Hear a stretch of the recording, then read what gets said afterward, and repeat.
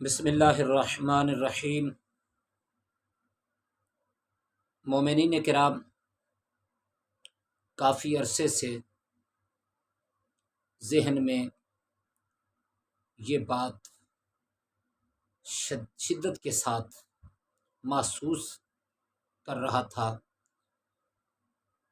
کہ ہم یاد کرتے ہیں فروع دین کی تعداد، نماز، روزہ، حج، زکوٰۃ، خمس، جہاد، تولا، تبرع، امر بالمعروف، نہی عن المنکر،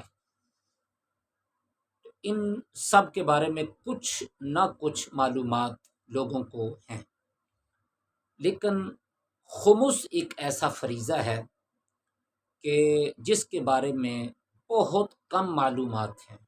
یہی وجہ ہے کہ اس فریضہ کی ادائیگی کرنے والے بھی بہت کم تعداد میں ہیں، اور اگر کہا جائے کہ 1-2% 100 میں سے مومنین میں سے 1-2 اگر فریضہ انجام دیتے ہوں تو یہ بڑی بات ہے۔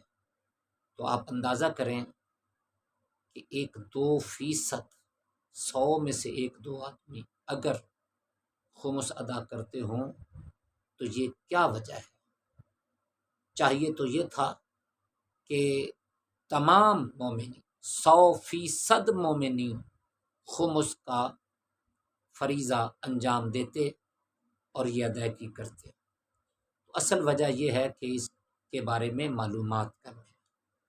تو سن 2021 ماہ جون میں یہ ہم نے چھپوائی تھی چیز اہمیت خمس کے حوالے سے، اور یہ اندر کا ٹائٹل ہے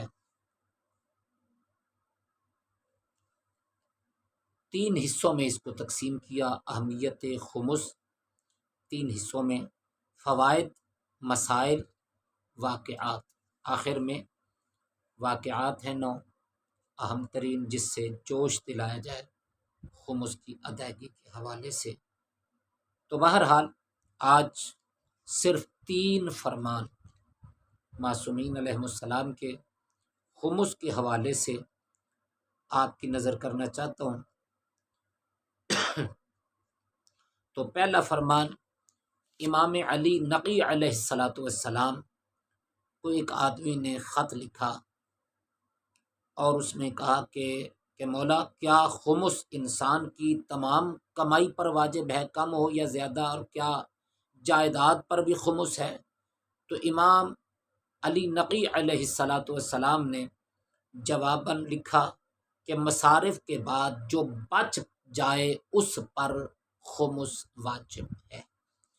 تو امام علیہ السلام کے فرمان کا مطلب یہ ہوا کہ خمس بچت پر واجب ہے، آمدن پر واجب نہیں بلکہ بچت پر واجب ہے۔ دوسرا فرمان، یہ تفسیر انوار النجف سے فرمان آپ کے سامنے پیش کیا۔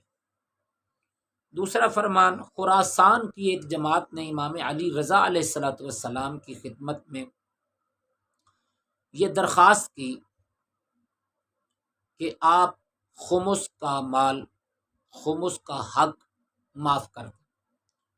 تو امام علیہ السلام نے ارشاد فرمایا، یہ کس قدر ہیلا سازی اور مکاری ہے کہ زبان سے تو تم لوگ خالص محبت کا دعویٰ کرتے ہو اور ہمارے اس حق سے جی چراتے ہو جو مخصوص ہمارا ہے اور ہم اس کے لیے ہیں، اور وہ خمس ہے، ہم یہ معاف نہیں کریں گے۔ یہ بھی تفسیر انوار النجف میں فرمان موجود ہے۔ تیسرا، امام محمد باقر علیہ السلام نے فرمایا، جو شخص خمس میں سے کوئی چیز خریدے گا، یعنی جس مال میں خمس واجب ہے اور خمس نکالے بغیر کوئی چیز خریدے، تو اللہ تعالیٰ اس کا کوئی عذر قبول نہیں فرمائے گا، کیونکہ اس کی یہ خریداری جائز نہیں ہے۔ وسائل الشیعہ میں یہ فرمان موجود ہے۔ تو اس سے پتہ چلا کہ خمس معاف نہیں، اور خمس بچت پر ہے، تو یہ بہت اہم ہے خمس کا مسئلہ۔ میں چاہوں گا کہ اگلی قسطوں میں انشاءاللہ تعالی چند فرمان اور پیش کر دیے جائیں تاکہ اہمیت ذہنوں میں بیٹھ جائے، اور پھر مسائل جو ہیں اور فوائد خمس اور آخر میں واقعات، تو چند انشاءاللہ دروس ہوں گے اس پر۔ اللہ تعالی محمد و آل محمد علیہ السلام کے صدقے میں ہمیں خمس کی اہمیت کو سمجھنے کی اور اس کو ادا کرنے کی توفیق عطا فرمائے۔ وما علینا الا البلاغ المبین۔